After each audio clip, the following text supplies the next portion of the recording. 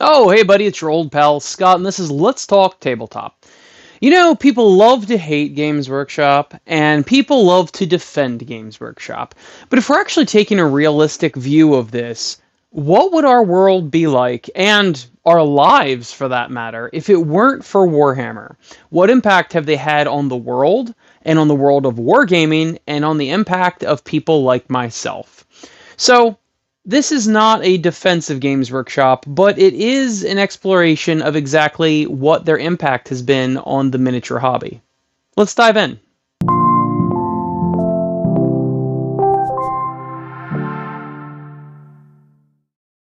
Obviously, Games Workshop is the elephant in the room when you're talking about miniature war games. And they've made great strides in the recent decades as far as technology. You know, of course, they started with the lead or the pewter or the white metal miniatures, just like everyone else, Reaper and Grenadier and all the others did. But then they chose to go the plastic route, and they were one of the first ones to go the plastic route. And over the years, you can actually see a huge difference. Like, let's say the old orcs, the plastic orcs, you know, with the axes, and they had like essentially medieval armor on, and the original Space Marines that were in plastic, and you can see the lack of detail and all of that in them. And meanwhile, nobody else was making plastic miniatures at that point. Everything was still white metal. And over the years, their miniatures have gotten more and more and more complex in their design and their manufacturing, as well as larger.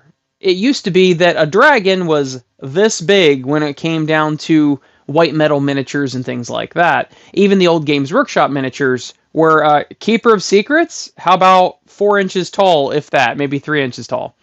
And it's very obvious the strides they made in the development of miniatures. And I'm sure that has impacted other companies. You know, people work for Games Workshop, and this is like the famous story.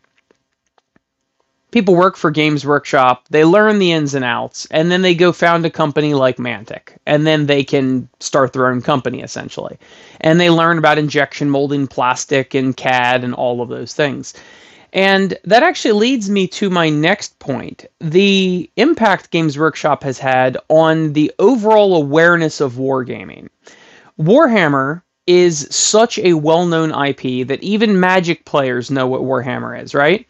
You can ask them what bolt action is, and they probably won't know that. They may not even know Marvel Crisis Protocol. They may not know Star Wars Legion, but they've heard of Warhammer. I've almost never met a nerd in the last decade that has not heard of Warhammer, whether it be Age of Sigmar, Fantasy 40k, it doesn't matter. They may not even know the name Games Workshop, but they know the IP of Warhammer via all of the YouTube videos and the books and the comics and the video games and all of that. There is like a saturation of Warhammer in our culture. So a lot of the other companies have Warhammer and Games Workshop to thank for elevating the status of it through their recognizable IP, etc. And all the things that they do, such as the old start collecting boxes and things like that, trying to get new people into it. It's a famous thing that Games Workshop wants new players. New players that are unaware of the huge price hikes. They're just like, oh, I guess a tactical squad's $65, I guess. Like, they don't know, right? When I originally started playing, it was $25 for a tac squad. Well, now it's 60 or whatever it is, and the new people are like, oh, it's 60. Like, I don't know that it was ever any different. So they really go after the new players and really don't care if you keep playing or not. They just want your money, and then you can move on, and they'll get somebody else through the door. And the kind of neat thing about that is that that actually benefits the smaller companies. How many of you right now play games other than Warhammer, but you originally got your start with a Warhammer game? I would be willing to bet, and you can tell me in the comments, I'd be willing to bet it is 80 or 90% of you started with Warhammer, or they at least heard of Warhammer before they heard of any other miniature war game. But people get interested in Warhammer, and some of them may never play Warhammer. They go, oh, Well, that's a really neat concept. I wonder if there's any World War II games that are miniatures, and then they go find Bolt Action or Flames of War or any of these. Hey, I'm really into pirates. They go find a pirate one. Oh, I'm really into whatever, right? And it ends up trickling down to the smaller companies. So, like it or not, most of these miniature companies were founded by people that used to work for Games Workshop, and they benefit for the exposure. They benefit from the exposure that Games Workshop has given them vicariously, given to the hobby in general. I myself can tell you that I would have not had any idea that wargaming was a thing in any capacity if it weren't for Warhammer. Even though I've kind of partially moved on from Warhammer, I play Mass Brutality and the Brutality variants now with my club, but still, I saw the 5th edition starter set in a random game store that was the only Warhammer they had on the shelf. And I was like, oh, what is that? And lo and behold, 16 years later, I'm still playing Warhammer and I've went into other miniatures games. Now tell me another game that has that impact. I didn't see Bolt Action. I didn't see... Matter of fact, I'm not much into historicals. So if I saw Bolt Action, I'd be like, oh, that's neat. It wouldn't have even interested me. I would have never looked past the cover art to even see that it's a miniature game because, oh, it's another World War II game. Okay, you know, like the small chit encounter war games is what I would assume it was, or Flames of War, of any of that. So it's interesting that I myself started my wargaming hobby, which has now taken over my entire life, and it's all thanks to Warhammer.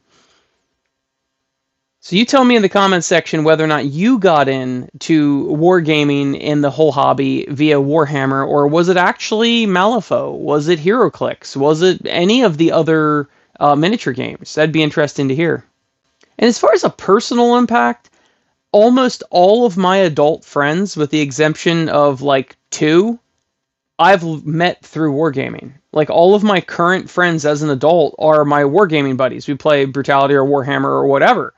So that's actually kind of neat that most of my friend circle now are wargamers, and it's all thanks to Warhammer. Now we can start thinking about, would there be another miniature company to take its place? Was the popularity of Warhammer going to be just an absolute phenomena, like it was just gonna happen? And if it weren't Games Workshop, it would be some other company. Well, the problem is when you start looking into the miniature wargaming history, a lot of those people either came from Games Workshop or they were spurred on by Games Workshop. And that's just kind of how it is.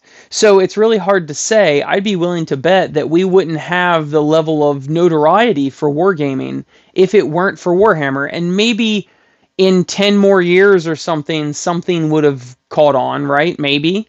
But it does not, there's no guarantee that it absolutely would have taken off. It's really easy in hindsight to go, oh, it was inevitable. Definitely some company would have filled its shoes. Well, with the massive impact of inspiration and knowledge of Warhammer and Games Workshop, I think that it would have definitely been delayed if it would have happened at all. So if you think about that, that's a pretty huge deal, actually. Another thing that's kind of interesting is Games Workshop constantly raising their prices kind of benefit the little guy too. And the reason why is because they constantly raising their prices and people like me start looking at alternatives. If not 3D printing, then other alternative miniature lines, right? And then those people, I got 2 boxes of zombies back here because I'm making a Mass Brutality Necromancer armor with just zombies. And that's my 3rd and 4th box of War Games Atlantic zombies, pulp action zombies.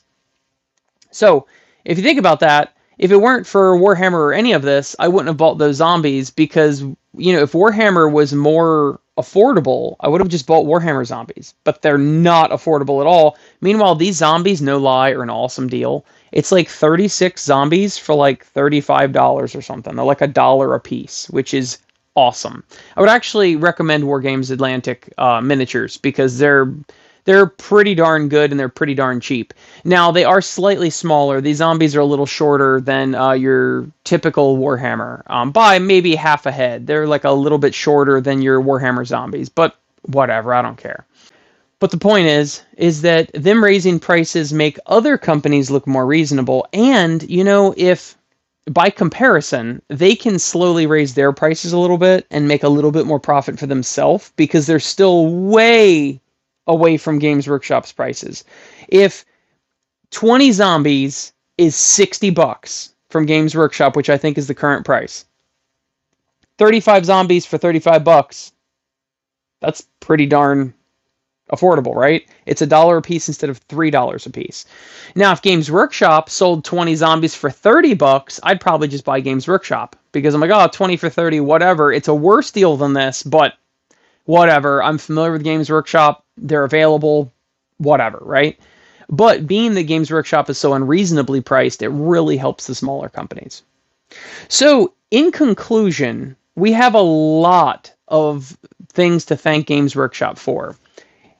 Training and introducing a lot of the industry professionals we know today into the hobby and into the industry that went on to make other companies and other miniatures. So that's awesome. Me personally, almost all my friends play war games, and it's because of Warhammer, and it's changed the whole trajectory of my life. Number 3, the technological advantages that Games Workshop had made with developing miniatures from a industrial stance, the other companies have been able to benefit through brain drain and things like that. And number 4, the notoriety of just what the hobby is. That is a huge deal. You need somebody like Pepsi or Coke to exist so that eventually you find Mr. Pibb, right? Because Mr. Pibb's not on every street corner, Pepsi and Coke are. So it's the same thing with this. You need Games Workshop to exist so that War Games Atlantic can exist. That's how it goes. So, thank you to all my beautiful, sexy, good-smelling Patreon patrons. I'd specifically like to thank Mike and Nate. I greatly appreciate you guys. And thank you for sticking around and watching the show. And if you'd like, subscribe, comment, share, all those things, I would also greatly appreciate it. Also, check out BrutalitySkirmishWarGame.com. And I got a space battle, a mech and kaiju battle, regular Brutality Skirmish, mass battle Brutality. Lots of stuff going on. So, I'll see you next week, guys, and let me know what your thoughts are. Am I way off base, or actually, sometimes they do some good? I'll see you next week.